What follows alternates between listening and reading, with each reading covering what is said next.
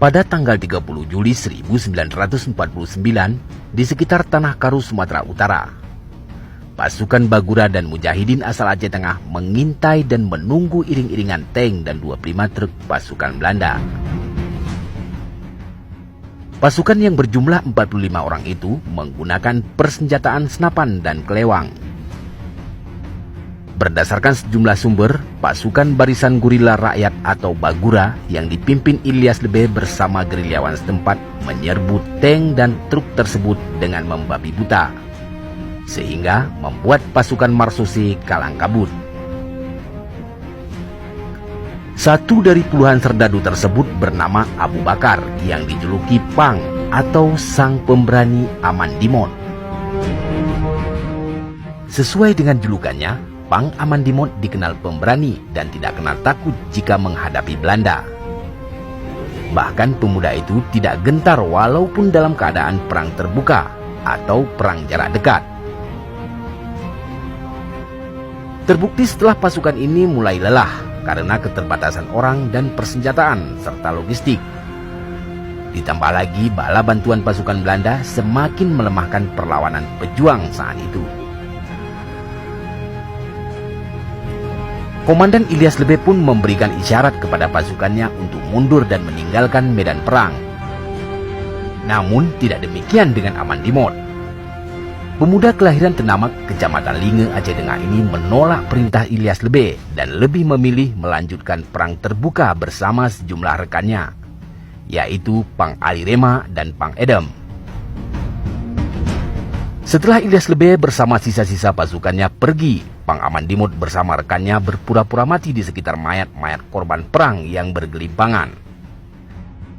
Saat pasukan Belanda sedang memastikan korban yang masih hidup dan yang sudah mati, Pang Amandimot bersama 3 temannya tiba-tiba bangkit dan menyerang pasukan Belanda itu dengan beringas.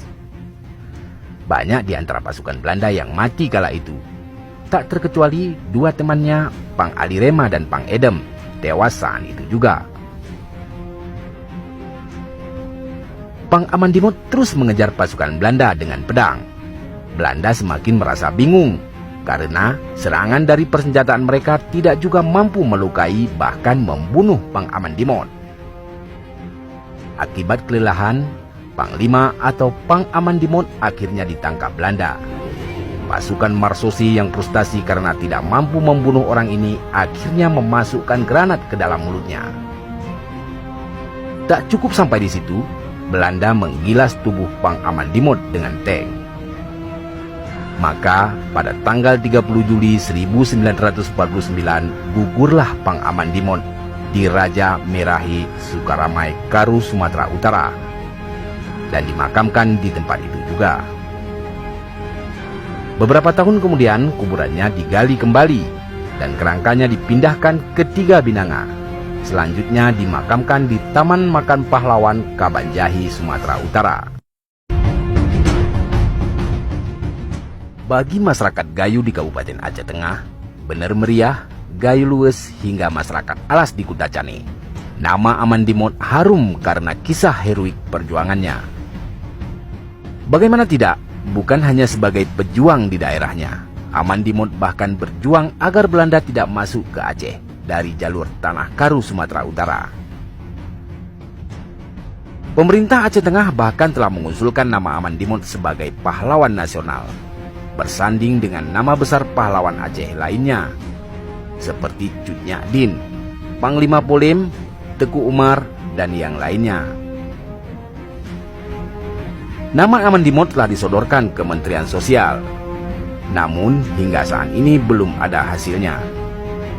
Semoga pemerintah pusat segera merealisasikan gelar pahlawan nasional kepada Amandimot.